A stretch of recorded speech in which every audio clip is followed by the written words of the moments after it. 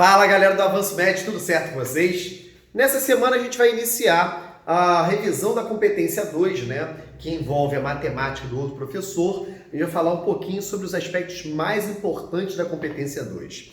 Dentro da competência 2, que envolve toda a parte de geometria, nós temos ali a relação poligonal, que vai ser o início da aula de hoje. Extremamente importante saber como funciona soma dos ângulos internos, soma dos ângulos externos, número de diagonais, relações entre diagonais que passam pelo centro. Então toda essa parte poligonal é de extrema importância na competência 2. Juntamente a isso nós temos teorema de Pitágoras, relações métricas no triângulo retângulo, lei dos senos e lei dos cossenos, razões trigonométricas, toda a parte de geometria plana e geometria espacial, além da geometria analítica, tudo isso encontra-se na competência 2 da prova do Enem, beleza? Então vamos lá. Primeiro a gente vai revisar um pouquinho sobre polígonos, né? Nós temos que a diferença da geometria plana para a geometria espacial é justamente porque na geometria plana a gente faz o estudo dos gônos, então por isso nós temos polígonos, vários lados, né? E na geometria espacial nós temos os poliedros, várias faces. Então estudo dos gônos, polígonos, estudo dos edros, das faces, poliedros, né? Então, essa é a diferença entre o 2D e o 3D, beleza? Então, vamos lá. Dentro da relação poligonal, nós temos aqui ângulos internos e ângulos externos. Nós temos que os ângulos externos, eles são obtidos a partir do momento que a gente faz o prolongamento de cada um dos lados. Então, aqui já tem os lados prolongados, né? Para poder melhor visualizarmos isso. Então, nós temos aqui os vértices A, B, C, D, E. Então, nós temos aqui um pentágono, né? Então, nós temos a parte de dentro, aqui os ângulos internos, que vou enumerá-los em Azinho, Bzinho, Czinho, Dzinho, Ezinho. Na parte externa, né, nós teremos F, G, H, I e J. Beleza. Independente do tamanho do polígono, da quantidade de lados e, obviamente, até do formato dele, nós temos que externamente qualquer polígono, a soma dos ângulos externos é sempre igual a 360 graus.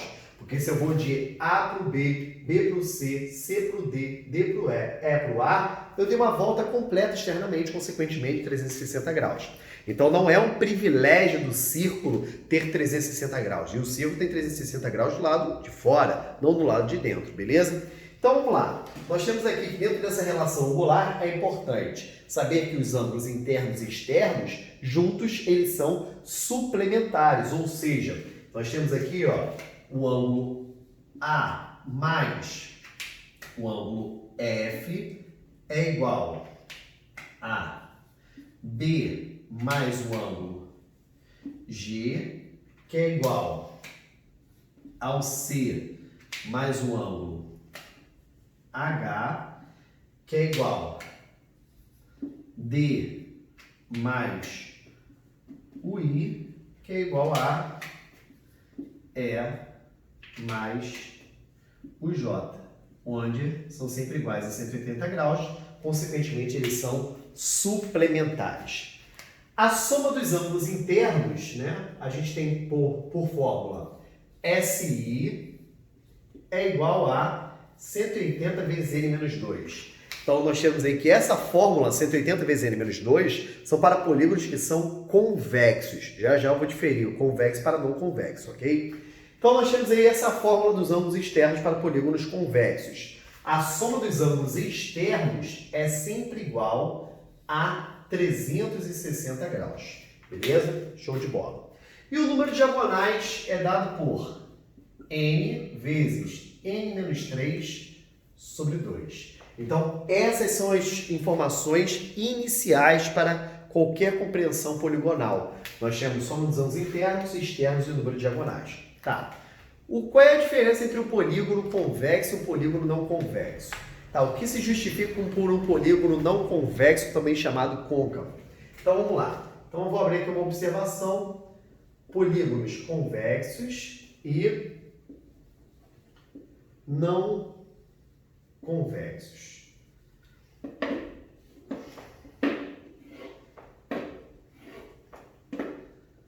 perceba que eu estou fazendo um polígono bem aleatório para que a gente possa chegar a essa conclusão juntos. Bem, então nós temos aqui que tanto no polígono convexo quanto no não convexo, nós temos um quadrilátero, né? Então, 4 lados e 4 vértices. A, B, C e D. A, B, C e D. Pela definição, nós temos que ao ligarmos dois pontos internos de um polígono convexo, a reta de encontro desses dois pontos jamais sairá de dentro desse polígono. Então, se eu pego aqui um ponto, chamar de N, e aqui um ponto N, ao ligarmos esses dois pontos, a reta de encontro jamais sai de dentro desse polígono. Algo que talvez não aconteça no polígono não convexo, ou também chamado de côncavo. Eu posso pegar dois pontos aqui, eles vão ligados, vão sair de dentro? Não, mas sempre será assim? Qual o detalhe? Aqui se nós pegarmos o ponto P, e aqui ao pegarmos o ponto Q, nós temos que a reta de encontro desses dois pontos, consequentemente a reta, ela saiu de dentro do polígono e depois ela retornou, né? Então nós temos que essa peculiaridade define justamente a relação de polígonos convexos e não convexos. Outra coisa importante dentro do polígono não convexo é o polígono convexo sempre tem ângulos menores do que 180 graus. E o polígono não convexo tem pelo menos um ângulo, né? Que ele é maior do que 180 graus. Então essa definição também é importante para definirmos polígonos convexos e polígonos não convexos. Bem, dentro da relação entre lados e ângulos, é importante também mencionarmos a nomenclatura, né? Dentre as nomenclaturas principais, nós temos triângulos, ou também chamados de triláteros, quadriláteros, pentágonos, hexágonos, heptágonos, octógonos, eneágonos, decágonos, undecágonos, dodecágonos, 12 lados. Depois, pentadecágonos. O polígono de 13 lados, que é o tridecágono, não é importante? Não é importante lembrar a nomenclatura. Melhor o pentadecágono. E o icoságono tem 20 lados, ok? Nós temos aí que o polígono tem infinitos lados, é justamente o círculo. O círculo é considerado um polígono que tem infinitos lados. Então é importante de 3 até 10, né? Até o decágono. Um decágono, 11 também é importante. Dodecágono, 12 também é importante. Pentadecágono, 15 e icoságono, 20, beleza? Show de bola. Então nós temos aí que essas são as três fórmulas principais, né? Só que dentro da parte de diagonais existe um macete bem interessante que a gente vai falar sobre o diagonômetro, beleza? Só que eu vou dar uma pausa aqui no vídeo e vou retornar em seguida. Bem, então continuando aqui. Por que a fórmula do número de diagonais é dada por n vezes n-3 dividido por 2? Essa fórmula ela vem lá da análise sumatória, né? Esse dividido por 2 é um 2 fatorial. Então vem comigo para a gente entender isso melhor.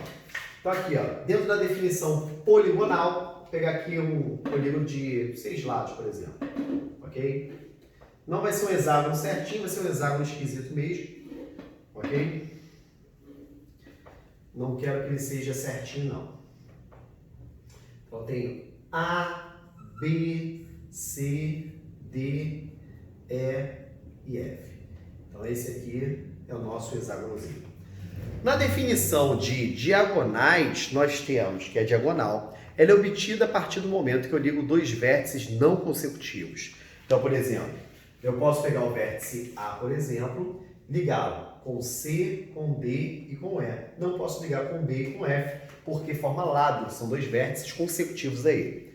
Então, com o A, eu posso ligar o C, o D e o E. Então, vamos agora analisar a fórmula, a origem da fórmula. Nós temos aqui que a fórmula é dada por D é igual a N, por quê? Primeiro, nós vamos escolher um vértice aleatoriamente. Vamos supor que eu escolhi o vértice A. O vértice A ele pode ser ligado com quem? Com C, com D e com E. Com quem que ele não pode ser ligado? Ele não pode ser ligado com três vértices. Por que três vértices? Eu não consigo ligar com o B, com o F e nem com ele mesmo. Porque ligando com ele mesmo só dá um ponto, né? Beleza. E como a diagonal AC é igual a CA, a diagonal AD é igual a DA, para que a gente não conte a mesma linha duas vezes, né, a mesma diagonal. Por isso que a gente divide por 2 fatorial, que coincidentemente é 2. Por isso que a gente põe na fórmula, né, simplesmente D é igual a N vezes N menos 3 sobre 2. Ao jogarmos isso, por exemplo, o hexágono, né, a gente vai ficar 6 vezes 6 menos 3 dá 3, 6 vezes 3, 18, sobre 2 dá 9. Então, o hexágono, ele possui 9 diagonais, o hexágono convexo, né? Então, essas 9 diagonais, elas, se você ligar aqui, né, para cá, para cá, para cá, você vai obter todas as diagonais. Existe uma regra bastante prática na geometria para falarmos sobre o diagonômetro. E a partir do diagonômetro, a gente consegue chegar a uma série de conclusões interessantes da relação entre o número de lados e o número de diagonais. Então, deixa eu botar aqui, ó.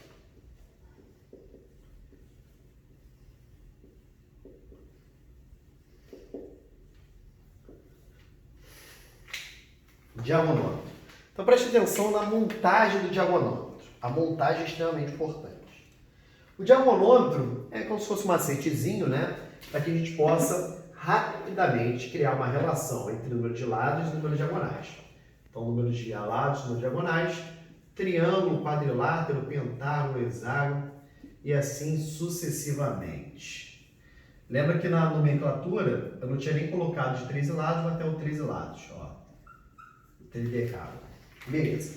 O que é importante lembrarmos dentro da relação entre o número de diagonais e o número de lados? Primeiro, o triângulo é o único polígono que não possui lados, né? Perdão, não possui diagonais. Nós temos que o triângulo possui 0 diagonais. O quadrilátero, né? Se você pensar, por exemplo, no quadrado ou no retângulo, ele só possui 2 diagonais. A partir daí, o que você vai fazer? Você vai fazer assim, ó. 3 mais 2. 3 mais 2 dá 5. 5 mais 4, 9. 9 mais 5, 14. 14 mais 6, 20. 20 mais 7, 27. 27 mais 8, 35. Mais 9, 44. Mais 10, 54. Mais 11, 65. E se eu for colocando o número de lados, obviamente vou fazendo essa relação eternamente e vamos obter todas as diagonais. Nós temos aqui que ao analisarmos o diagonômetro, a primeira conclusão que a gente chega é o seguinte, que quando o número de lados é ímpar, existe uma proporção direta entre o número de lados e o número de diagonais. O que é isso? Existe uma proporção direta. Olha só.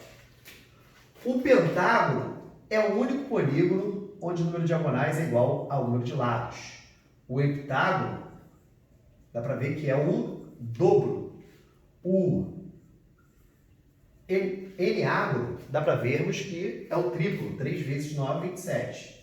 O undecágono, dá para ver que é o quádruplo. E o tridecágono, dá para ver que é o quíntuplo. Então, existe uma relação direta entre o número de diagonais e o número de lados, quando o número de lados é ímpar. Ah, mas no triângulo não tem? Tem também, perceba. Aqui, ó, 0 vezes, tal como aqui é uma vez. Tá vendo? 0, 1, 2, 3, 4, 5, bonitinho. Beleza? Então, no polígono de 15 lados, se você fizer 6 vezes 15, né, 90, você vai conseguir achar perfeitamente também o número de diagonais, beleza?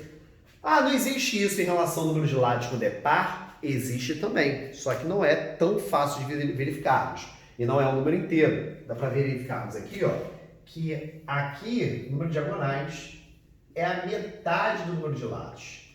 Aqui é 1 vez e meia. Aqui são 2 vezes e meia. Como assim 2 vezes e meia?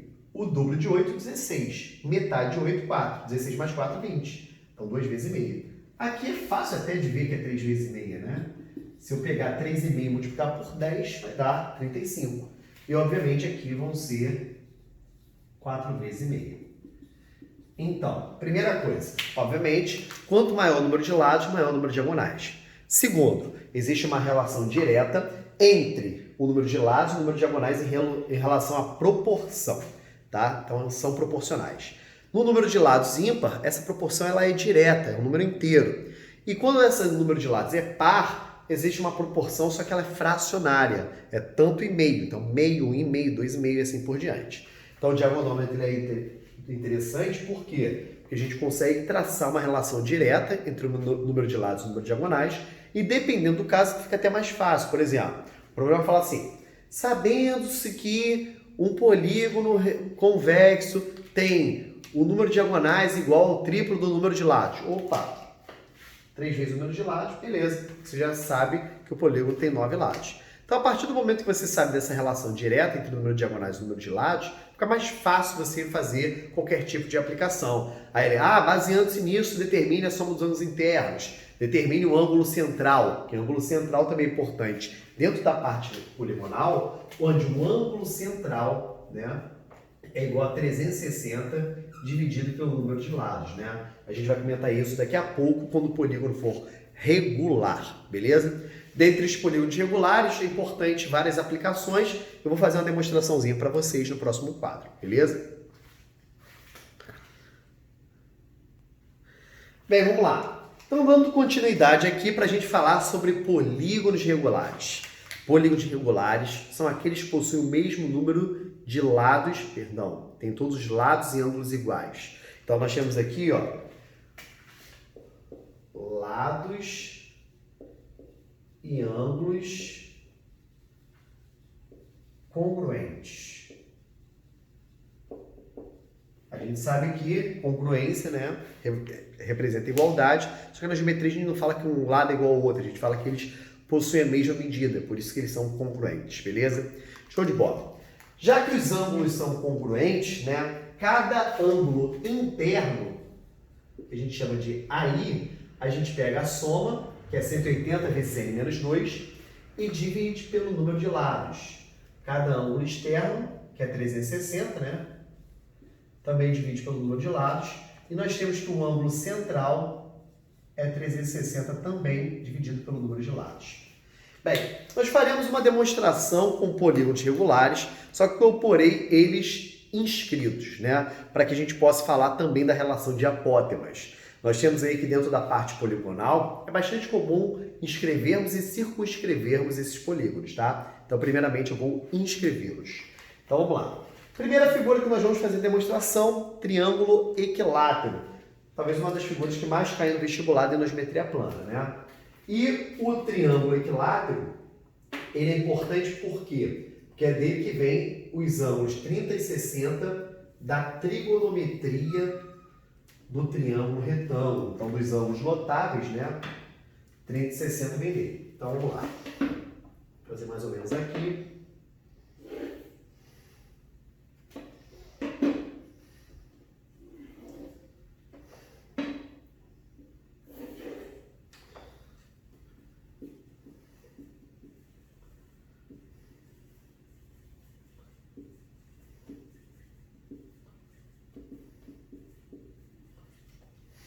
Vamos lá. O triângulo equilátero, né, como nós temos que a soma dos ângulos internos de um triângulo é igual a 180, cada ângulo interno será. Então aqui, ó, a soma dos ângulos internos é igual a 180, pela fórmula você consegue também perceber isso. Soma dos ângulos externos, 360. Cada ângulo interno, 180 dividido por 3, 60. Cada ângulo externo é igual a 120 graus. Né? Lembrando que o interno com o externo, eles são suplementares. Show de bola.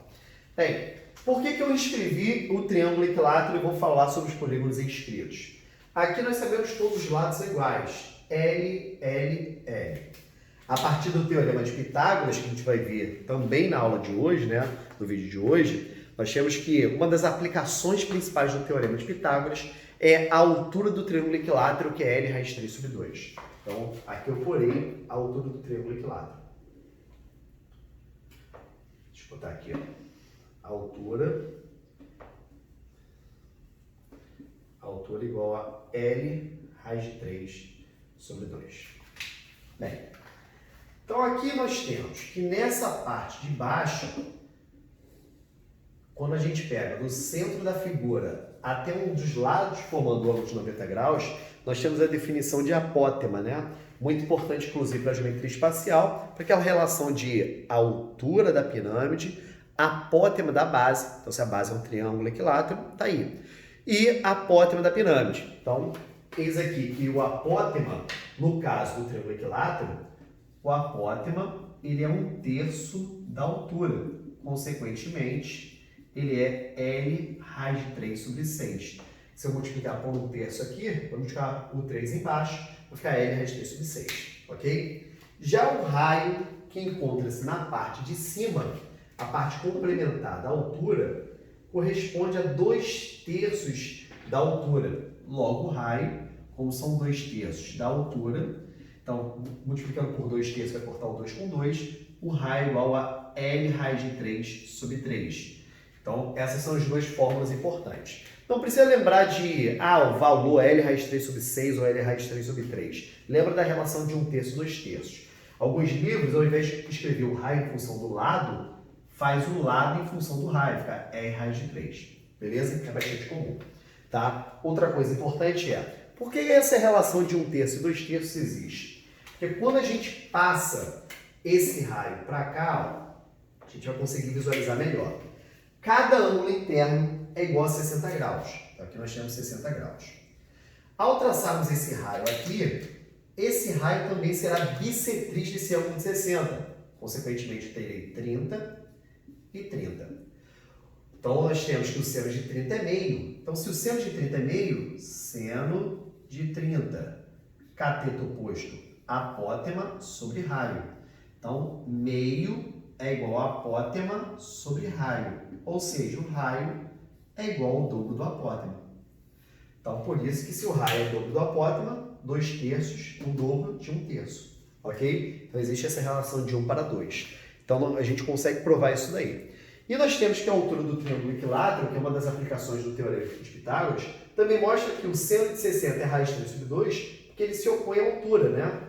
E aqui, ao traçarmos essa altura, o lado L fica L sobre 2. O L sobre 2, esse ângulo aqui é 30, oposto a 30 é meio, né? Metade, L sobre 2. Então, por isso que nós temos uma aplicação bem interessante para a trigonometria no triângulo retângulo, tá? Então, dessa figura que vem os ângulos de 30 e 60 da trigonometria. Bem, a segunda figura da nossa demonstração, obviamente, será o quadrado, né? Também é uma figura extremamente importante para falar sobre cubo, né? Na geometria espacial também o quadrado se faz importante. Então, a gente vai falar aqui um pouquinho do quadrado. Bem, diferentemente, né, o quadrado possui duas diagonais, soma dos ângulos internos e externos são idênticas, são iguais a 360, e as relações são um pouco diferentes também, ok? Vamos lá. Então, vamos ao nosso quadrado.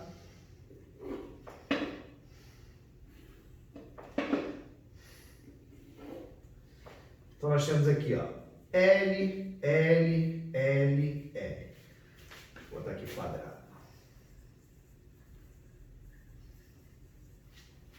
Bem, no quadrado nós temos que todos os lados são iguais, todos os ângulos também são iguais, porque ele é um quadrilátero regular, né? Então, nós temos aqui soma dos ângulos internos igual a soma dos ângulos externos, que são iguais a 360 graus. Cada ângulo interno e cada ângulo externo também são iguais, sempre a 90. Então, para saber o ângulo externo, basta prolongar o lado, né? Que você vai ver que externamente também vale 90. Bem, a diagonal do quadrado é uma outra aplicação do Teorema de Pitágoras, né? Que vocês conhecem também, que vale L raiz de 2. Então, nós temos aqui a diagonal do quadrado, que é L raiz de 2. Dá para percebermos aqui que o raio, por sua vez, que nas figuras, quando a gente escreve, o raio vai do centro da figura até um vértice. Aqui, ó, R e R, tá vendo? Então, o raio é a metade da diagonal do quadrado. A definição que nós comentamos sobre a apótema envolve pegarmos do centro da figura até um dos lados formando um ângulo de 90 graus. Então, aqui, ó, eis que surge o apótema. Como os ângulos aqui são retos, a gente percebe que se nós puxarmos um apótema para cá também, dois apótemas dão um lado. Então, o apótema é a metade do lado. Enquanto o raio é metade da diagonal, nós temos que o apótema é metade do lado. Então, no quadrado é mais fácil de lembrar. O raio é metade da diagonal e o apótema é metade do lado, né? Alguns livros também colocam isso aqui de uma outra maneira, Ao invés de escrever o raio em função do lado, põe o lado em função do raio. Fica L igual a R raiz de 2. Então basta passar o 2 para cá, o raiz de 2 para cá, racionalizar e vai achar também essa forma. Então nós temos aí que o triângulo equilátero e o quadrado são duas figuras extremamente importantes dentro do vestibular para falarmos sobre polígonos regulares, não só na geometria plana, quanto na geometria espacial, para bases piramidais, né? Um triângulo equilátero, nós podemos pegar, por exemplo, um tetraedro regular, podemos pegar um cubo ou um paralelepípedo de base quadrada, então nós temos aí várias aplicações. E a próxima figura que nós vamos falar será o hexágono regular. Então só um minuto para eu poder apagar o quadro. Vamos lá, galera do Avanço MET. Vamos continuar aqui então com a nossa aula, falar agora um pouquinho do hexágono regular, uma figura que a UERJ gosta muito, o Enem gosta também, mas o UERJ gosta bastante, tá? Aqui, ó.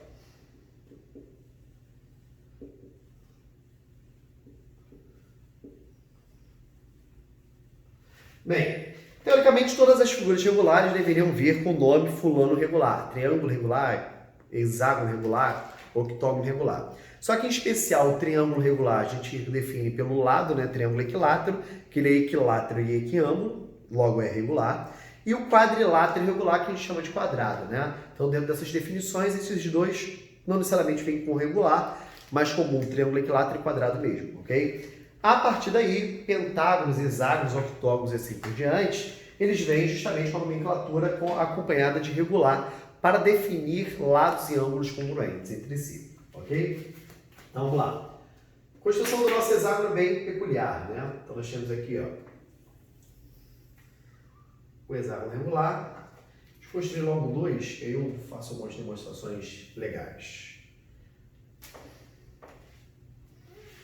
Ó, com o raio aqui, ó.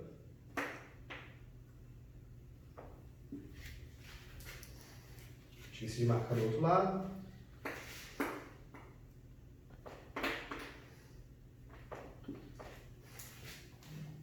Vai ficar bem bonito. Eu espero.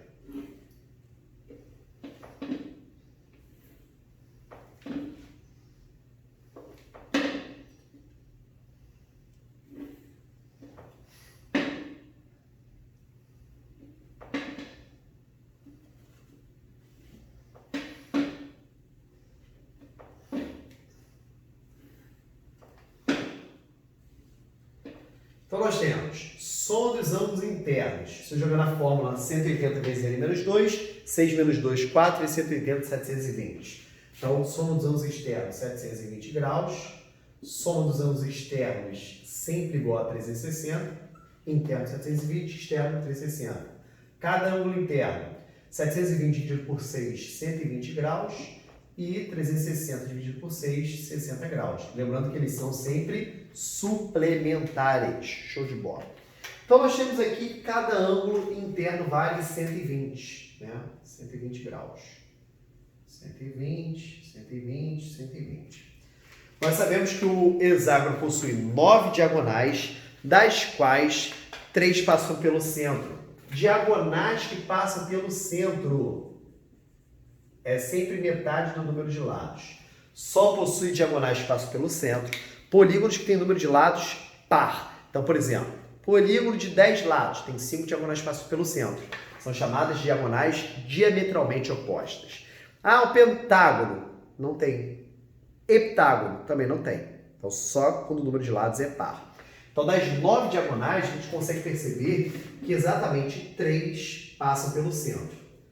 Ao pegarmos as diagonais que passam pelo centro, né, elas serão bissetrizes desse ângulo de 120. Consequentemente, esse ângulo aqui vale 60, esse aqui vai valer também 60, que é o 120 aqui no meio. 60 por 60, 120, para 180 vale 60, que por acaso é um ângulo central. Então, por isso que vocês já ouviram falar que todo hexágono pode ser dividido em 6 triângulos equiláteros. Beleza. Nós temos aqui que no hexágono, né, o raio é exatamente igual ao lado. Então, a gente vai perceber que daqui para cá, se nós pegarmos, é o raio.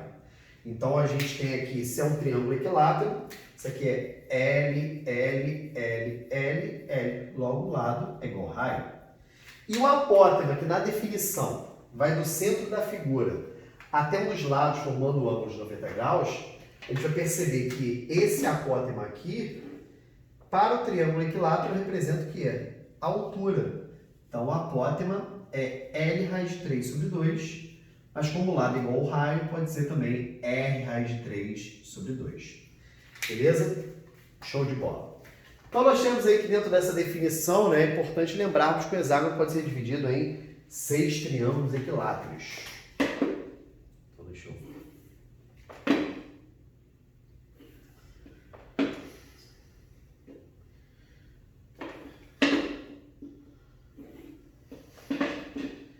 Esse vai ficar um pouquinho pior. Preciso fazer uma ilustraçãozinha aqui. Bem, vamos lá. Vamos mirar nas diagonais. L, L, L, L, L, L. Nós temos que 3 são as diagonais que passam pelo centro. As diagonais que passam pelo centro, né,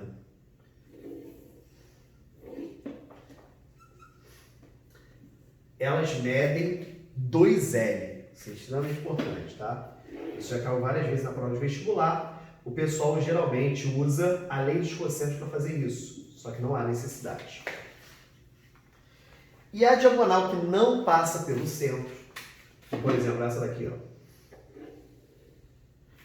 ela equivale a 2 alturas do triângulo equilátero. Ó. É uma altura que é uma altura, tá vendo?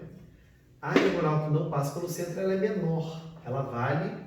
Se a altura é L raiz de 3 sobre 2, que são 2, vai ser L raiz de 3. Como a raiz de 3 é aproximadamente 1,73, né? Isso é 1,73L. Então, a gente percebe que realmente ela é menor que as diagonais que passam pelo centro.